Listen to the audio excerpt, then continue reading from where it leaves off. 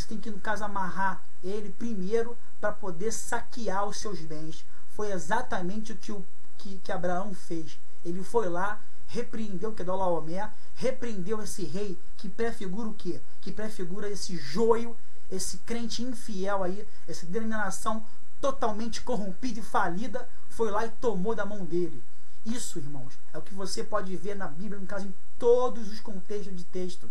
Se você vê isso hoje, se você não fizer se você não fizer a obra do Senhor como Cristo mandou, amarrando o primeiro valente para poder saquear os bens dele, você nunca vai entender quais são os dízimos do Senhor, e quando foi a primeira vez que essa palavra dízimo apareceu aqui. Foi isso, irmãos. Foi isso que aconteceu aqui. Nada mais que isso. Abraão, que foi o homem que combateu o bom combate, foi lá e tomou das mãos, no caso de Quedorlaomer, o seu sobrinho, que era piedoso e temente como Pedro. Depois, no caso de 4.000 anos, fala a mesma coisa. Foi pego porque era um piedoso, um temente a Deus.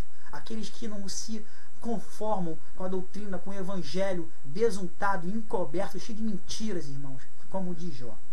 Irmãos, esse aqui é o primeiro dízimo que você vê na Bíblia, a primeira parte de dízimo que você vê na Bíblia. Agora vamos ver, no caso, o dízimo de Jacó.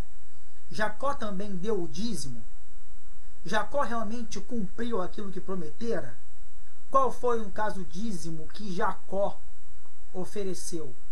A gente acabou de ver agora o dízimo de Abraão, que falamos em Gênesis 14. Vamos continuar falando agora sobre os dízimos aqui na Bíblia.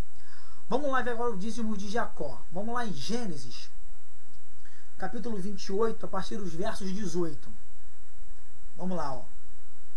Tendo-se levantado Jacó cedo, de madrugada, tomou a pedra que havia posto por travesseiro e levantou uma coluna, sobre cujo topo da coluna entornou azeite. E ao lugar cidade que outrora se chamava Luz, deu o nome de Betel. Fez também Jacó um voto. Vou repetir. Fez também Jacó um voto, dizendo: se Deus for comigo e me guardar nesta jornada que empreendo e me der pão para comer e roupa para que me vista, de maneira que eu volte em paz para a casa de meu pai, então o Senhor será o meu Deus. E a pedra que erigi por coluna será a casa de Deus. E de tudo quanto me concederes, certamente eu te darei o dízimo. Irmãos, nós temos que primeiro entender isso aqui para não ficar dúvidas desse dízimo aqui. Jacó estava prometendo que daria ao Senhor se ele fosse com Jacó. Existe uma oferta na Bíblia que a Bíblia chama de oferta votiva. É isso mesmo, votiva. Isso é um assunto que eu não quero entrar aqui agora não, porque é muito longo. Eu falo sobre outros tipos de ofertas, mas eu tenho que falar dessa oferta aqui votiva porque está falando de dízimos. Então, como dízimo e oferta estão sempre ligados um no outro, eu tenho que te explicar o que é oferta votiva. Bom, a oferta votiva era exatamente isso que Jacó fez com Deus. Se tu fores comigo, eu te darei isto. Se tu fizeres isto, eu te farei isto. Irmãos, isso não existe, irmão. Mesmo porque, se você ler antes, no caso, no livro de aqui no caso de Gênesis, antes dos versos 18 do capítulo 28, tu vai ver que Deus já tinha prometido tudo para Jacó. Só que Jacó era temeroso, Jacó tinha medo do irmão dele, enfim. Não quero entrar nesse mérito da questão aqui agora não, porque o assunto vai ficar muito longo, nosso tempo aqui é muito curto. Essa oferta aqui, no caso que Deus, que Jacó prometeu a Deus, foi uma oferta votiva. E vamos ver, no caso, se realmente foi o dízimo que Jacó falou que, prometendo ao Senhor, falou que daria para ele. Vamos lá em Gênesis 35, para a gente, no caso, ver essa promessa aqui que Jacó, esse voto aqui, nessa oferta votiva que Jacó fez com Deus. E vamos ver aqui em Gênesis 35 o que ele ofereceu para o Senhor. Vamos lá. Gênesis 35, versículo 1. Disse Deus a Jacó: levanta-te, sobe a Betel e habita ali. Faze ali um altar ao Deus que te apareceu quando fugias da presença de Esaú, teu irmão. Irmão, Deus prometeu tudo para Jacó. Deus falou que livraria ele, que faria, no caso dele, a sua descendência abençoada, e toda a família da terra seriam por ele abençoada. Deus, no caso, guardou ele do medo que ele tinha no caso de Esaú, porque Esaú queria matá-lo, era seu próprio irmão. Depois, Deus, no caso, fez com que ele se encontrasse com o irmão, eles se lavaram, se beijaram, enfim, Jacó com medo mandou bois para ele, para oferecer como oferta. Enfim, vamos ver agora aqui no caso que Deus, o que ele ofereceu naquela promessa de Gênesis 28, nós vimos que ele ofereceu os dízimos para Deus. Vamos ver que dízimo, vamos ver no caso o que ele ofereceu aqui para o Senhor. Vamos lá. O que te apareceu? Vamos lá, 35:2.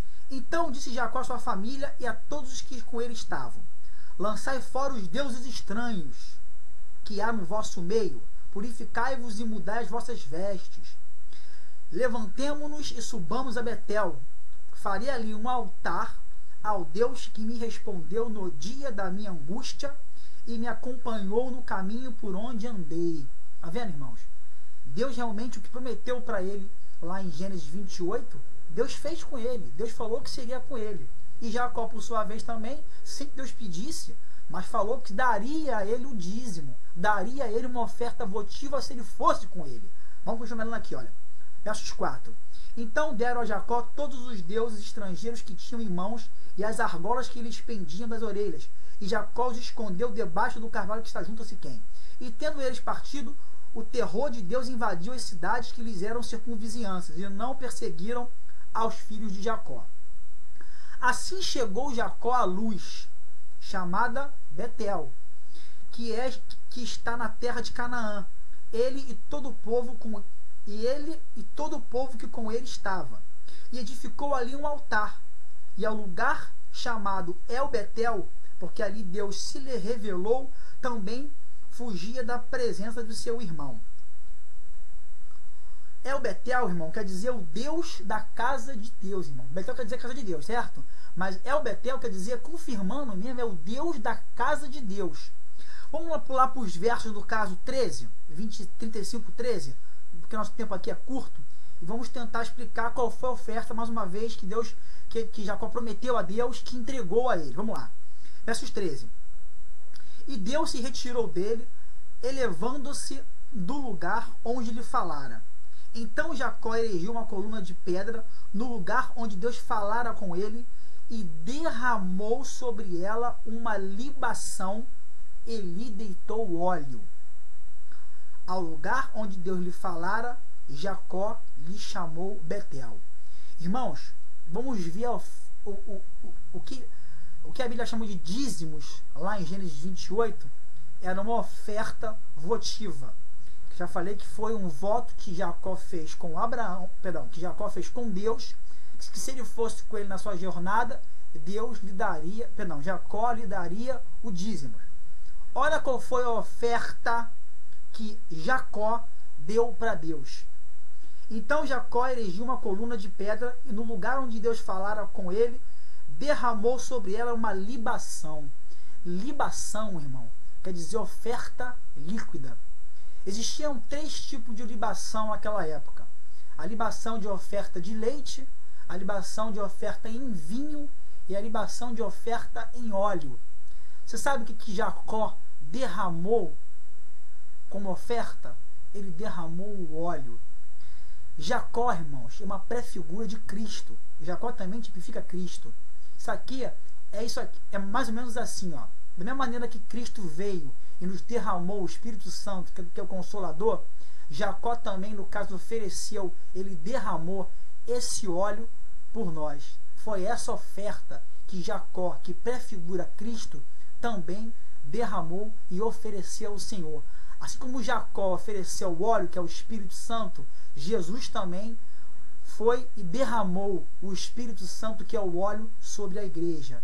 Então, irmão, mais uma vez aqui, tentando dentro dos contextos, no caso aqui do livro de Gênesis, estou tentando mostrar para os irmãos o que são os dízimos do Senhor. Esse dízimo de Jacó aqui, mais uma vez, foi uma oferta voluntária, uma oferta votiva, e foi um óleo derramado como uma oferta de libação que Jacó ofereceu para Deus. Ok?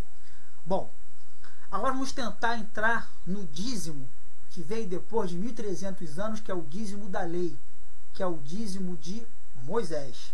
Tá ok? Vamos lá.